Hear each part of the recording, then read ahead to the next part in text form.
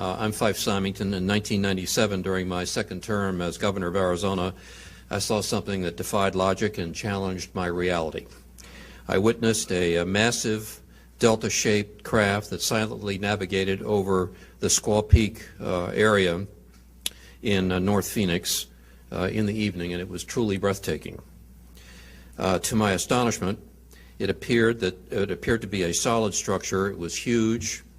It had a very distinctive leading edge with huge embedded lights in it, and it was just traveling quietly, made no sound, through the Arizona night sky.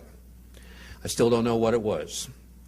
As a pilot and a former Air Force officer, I can definitively say that this craft did not resemble any man-made object that I'd ever seen.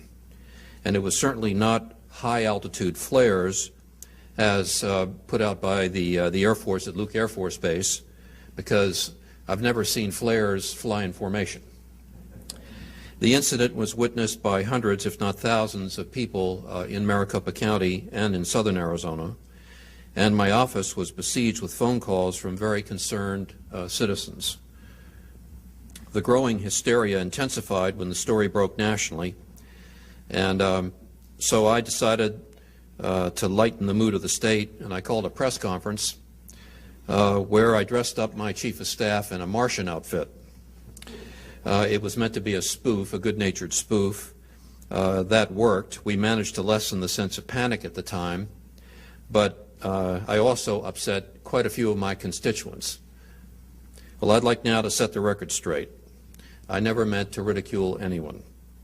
My office did make inquiries as to the origin of the craft, but to this day they remain unanswered.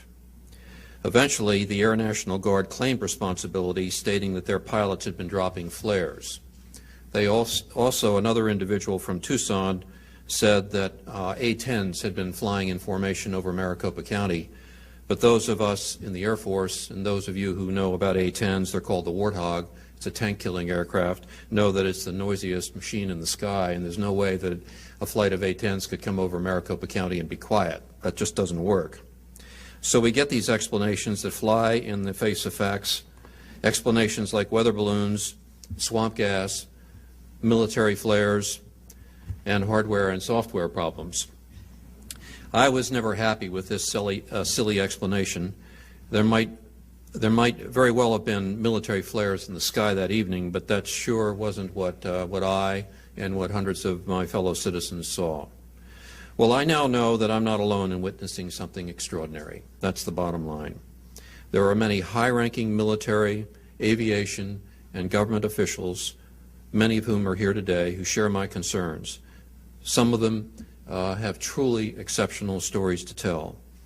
There's absolutely no doubt as to the veracity of what these men have told you.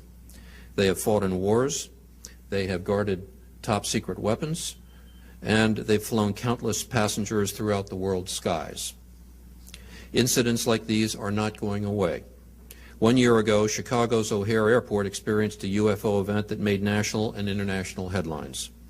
Pilots and many other airline employees observed a metallic-looking disc hovering over the United Airlines terminal for several minutes, and then it shot straight up into the sky, cut a hole in the sky, disappeared. The FAA apparently did not investigate, dismissed the sightings as weather.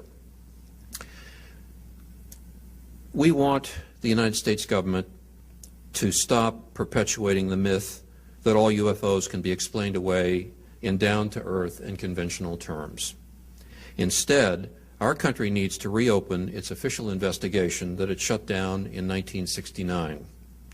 The United States government can no longer shun an international dialogue about this phenomenon, and we invite the government to work in cooperation with countries as represented on both sides of me here today.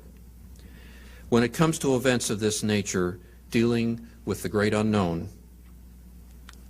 we deserve, I believe, more openness and a serious pursuit of the facts by our government. Thank you very much.